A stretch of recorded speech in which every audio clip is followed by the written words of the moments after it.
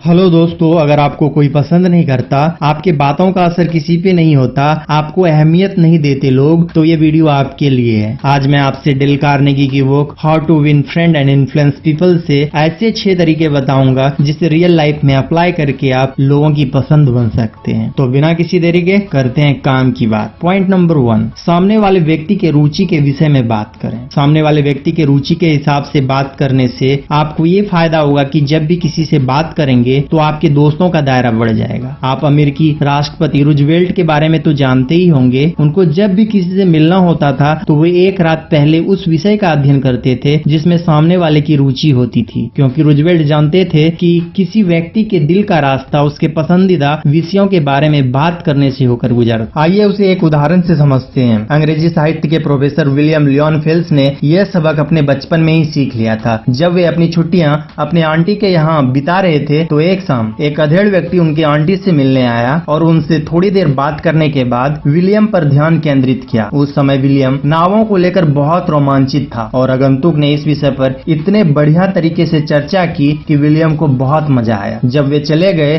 तो विलियम ने उस व्यक्ति की बहुत तारीफ की, कितना बढ़िया आदमी था। उनकी आंटी ने बताया कि वह न्यूयॉर्क का वकील था और उसे नाव में जरा भी रुचि नहीं थी। वो विलियम ने अपनी आंटी से पूछा, फिर भी वो पूरे समय नावों के बारे में चर्चा क्यों करते रहे? तो आंटी ने बताया कि वह एक समझदार और सभ्य आदमी था। वह जानता था कि तुम्हारी दिलचस्पी नावों में थी, इसीलिए उसने इस विषय पर तुमसे बातें की ताकि उसकी बातें तुम्हें रोचक लगे और तुम्हें खुशी मिले। उसने तुम्हारे लिए खुद को रोचक बनाया था, इसलिए तुम्हें वह इतना पसंद आया। दोस्तों, आप भी दूसरे यानी कि सामने वाले व्यक्ति की रुचि के हिसाब से बात कर उन्हें रोमांचित कर सकते हैं और उनके चहेते बन सकते हैं। पॉइंट नंबर 2, दूसरे लोगों में रुचि लें। दूसरे लोगों में रुचि लेकर आप 2 महीने में इतने दोस्त बना सकते हैं जितने कि आप 2 साल में बना पाएंगे। जिन व्यक्ति की दूसरे लोगों में दिलचस्पी नहीं होती है उसे जीवन में ज्यादा कठिनाई होती है और वह दूसरों को सबसे ज्यादा नुकसान पहुंचाता है। इस तरह के व्यक्ति सबसे ज्यादा असफल देखे गए हैं। न्यूयॉर्क टेलीफोन कंपनी ने यह जानने के लिए सर्वे किया कि टेलीफोन पर होने वाली चर्चा में किस शब्द का प्रयोग सबसे ज्यादा बार किया जाता है। सर्वे से यह पता चला कि मैं शब्द सबसे ज्यादा बार बोला जाता है। अगर हम दोस्त बनाना चाहते हैं, अगर हम लोगों का दिल जीतना चाहते हैं तो हमें लोगों से उत्साह से मिलना चाहिए। जब कोई आपसे फोन पर बात करे तो आपको उसी उत्साह का प्रदर्शन करना चाहिए। इस तरह हेलो बोलें कि सामने वाले को यह लगे कि आप उससे बात करके खुश हो रहे हैं। सामने वाले को यह महसूस होना चाहिए कि आप उसका ख्याल रख रहे हैं। पर रुचि का प्रदर्शन सच्चा होना चाहिए। इससे रुचि प्रदर्शित करने वाले का ही भला नहीं होता बल्कि उस व्यक्ति का भी भला होता है जिसमें रुचि ली जा रही है। Point number 3, मुस्कुराएं। इसमें कुछ खर्च नहीं होता पर इससे मिलता बहुत है। कोई भी इतना अमीर नहीं कि इसके बिना जी सके और कोई भी इतना गरीब नहीं कि इसका लाभ ना उठा सके। यह घर में सुख लाती है, बिजनेस में सद्भावना भरती है और दोस्ती को मजबूत करती है। यह थके हुए के लिए आराम है, निराश लोगों के लिए आशा की किरण है, दुखी लोगों के लिए सूर्य की रोशनी और कष्टों के लिए प्रकृति की सबसे बेहतरीन दवा है। पर ध्यान रहे, झूठी मुस्कुराहट से कोई फायदा नहीं होगा। हम समझ जाते हैं कि यह बनावटी है और इसलिए हम उसे पसंद नहीं करते हैं। मैं जिस मुस्कुराहट की बात कर रहा हूँ वह असली मुस्कुराहट होती है, दिल को छू लेने वाली मुस्कुराहट। ऐसी मुस्कान जो दिल से निकलकर दिल तक पहुँचती है, इसलिए बाजार में इसकी कीमत बहुत अधिक होती है। दोस्तों, जब भी आप किसी से मिले तो मुस्कुरा कर मिलें। दोस्तों का स्वागत मुस्कुराहट के साथ करें और सही मानसिक नजरिया रखें। इच्छा से समस्त वस्तुएं हासिल हो सकती है और सच्चे दिल से की गई हर प्रार्थना पूरी होती है। जैसा हम दिल से सोचते रहेंगे हम उसी तरह के बन जाते हैं। तो दोस्तों, हमेशा मुस्कुराएं और दूसरे के चेहरों पर भी मुस्कुराहट लाएं। पॉइंट नंबर 4, व्यक्ति का नाम उसके लिए सबसे महत्वपूर्ण होता है। जब भी आप नए लोगों से मिलिए तो उनका पूरा नाम जरूर पूछिए। उसके परिवार, बिजनेस और राजनीतिक विचारों के बारे में जानकारी लीजिए। इन तथ्यों और उनके चेहरे को अपने दिमाग में बिठा लीजिए और अगली बार जब भी उस व्यक्ति से मिलें तो उससे हाथ मिलाते वक्त उसके परिवार के बारे में पूछें। ऐसा करने से लोग आपसे प्रभावित होंगे। ज्यादातर लोग नाम इसलिए याद नहीं रख पाते क्योंकि वे किसी नाम पर ध्यान एकाग्र करने, उसे दोहराने और अपने दिमाग में बिठाने के लिए ना तो समय देते हैं और ना ही मेहनत करते हैं। और वे अपने बचाव में ये बहाना बनाते हैं कि वे बहुत व्यस्त हैं, पर वह शायद फ्रैंकलिन डी रूजवेल्ट से ज्यादा व्यस्त नहीं होंगे। रूजवेल्ट जानते थे कि सद्भावना हासिल करने के सबसे आसान और महत्वपूर्ण तरीकों में से एक है लोगों का नाम याद रखना। लोगों को महत्वपूर्ण अनुभव कराता है। दोस्तों, अच्छे मैनर्स के लिए छोटे छोटे त्याग तो करने ही पड़ते हैं। पॉइंट नंबर 5, अच्छे श्रोता बने।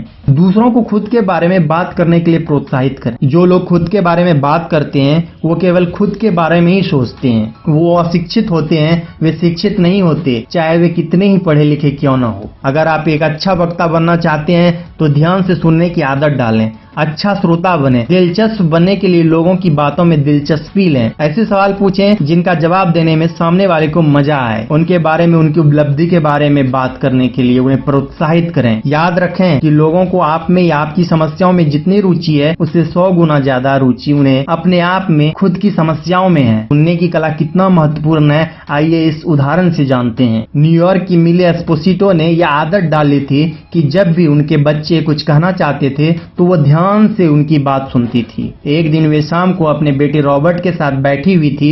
रॉबर्ट के मन में घुमड़ रही बातों पर संक्षिप्त चर्चा के बाद रॉबर्ट ने कहा, माँ, मैं जानता हूँ कि आप मुझसे बहुत प्यार करती हैं। मिसेज एस्पोसितो को यह सुनकर अच्छा लगा और उन्होंने कहा, हाँ बेटा, मैं तुमसे बहुत प्यार करती हूँ, पर तुम्हें यह किस बात से लगा? रॉबर्ट ने जवाब दिया, क्योंकि आप मेरी हर बात बहुत ध्यान से सुनती हैं। जब भी मैं कुछ कहता हूँ तो आप अपना सारा काम छोड़कर मेरी बात सुनने लगती हैं। दोस्तों, अगर आप सुनने की और दूसरों को खुद के बारे में बात करने के लिए प्रोत्साहित करने की कला को सीख जाते हैं तो आप लोगों का चहेता बन जाएंगे। पॉइंट नंबर 6, सामने वाले व्यक्ति को महत्वपूर्ण अनुभव कराएं। हमेशा दूसरे व्यक्ति को महत्वपूर्ण अनुभव कराएं। जॉन ड्यूई ने कहा है कि महत्वपूर्ण बनने की इच्छा मानव स्वभाव की सबसे महत्वपूर्ण इच्छा होती है। विलियम जेम्स ने कहा, हर मनुष्य के दिल की गहराई में यह लालसा छुपी होती है कि उसे सराहा जाए, और यही लालसा मनुष्यों को जानवर से अलग करती है।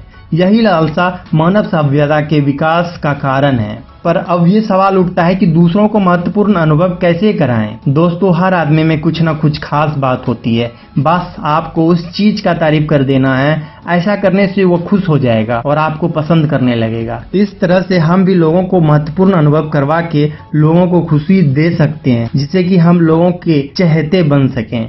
दोस्तों, ब्रीफली देखते हैं कि इस वीडियो से हमने क्या सीखा। पॉइंट नंबर 1, सामने वाले व्यक्ति की रुचि में विषय में बात करें। सामने वाले व्यक्ति की रुचि के हिसाब से बात करने से आपको यह फायदा होगा कि जब भी आप किसी से बात करेंगे तो आपके दोस्ती का दायरा बढ़ जाएगा। पॉइंट नंबर 2, दूसरे लोगों में रुचि लें। दूसरे लोगों में रुचि लेकर आप 2 महीने में इतने दोस्त बना सकते हैं जितने कि आप 2 साल में बना पाएंगे। Point number 3, मुस्कुराएं। इसमें कुछ खर्च नहीं होता, तो हमेशा मुस्कुराइए। पॉइंट नंबर 4, व्यक्ति का नाम उसके लिए सबसे महत्वपूर्ण होता है। जब भी आप नए लोगों से मिलिए तो उसका पूरा नाम जरूर पूछिए और अपने दिमाग में बिठा लीजिए। पॉइंट नंबर 5, अच्छे श्रोता बने। दूसरों को खुद के बारे में बात करने के लिए प्रोत्साहित करें। अगर आप एक अच्छा वक्ता बनना चाहते हैं तो ध्यान से सुनने की आदत डालें। पॉइंट नंबर 6, सामने वाले को महत्वपूर्ण अनुभव कराएं। हमेशा दूसरे व्यक्ति को महत्वपूर्ण अनुभव कराएं। जॉन ड्यूई ने कहा कि महत्वपूर्ण बनने की इच्छा मानव स्वभाव की सबसे महत्वपूर्ण इच्छा होती है। दोस्तों, आपको ये वीडियो कैसा लगा हमें कमेंट करके जरूर बताएं। अगर आप नए हैं तो इस चैनल को सब्सक्राइब कर लीजिए ताकि आप आने वाले नॉलेजेबल वीडियो मिस ना करें। तो मिलते हैं नेक्स्ट वीडियो में। Keep learning, keep improving. Thanks for watching.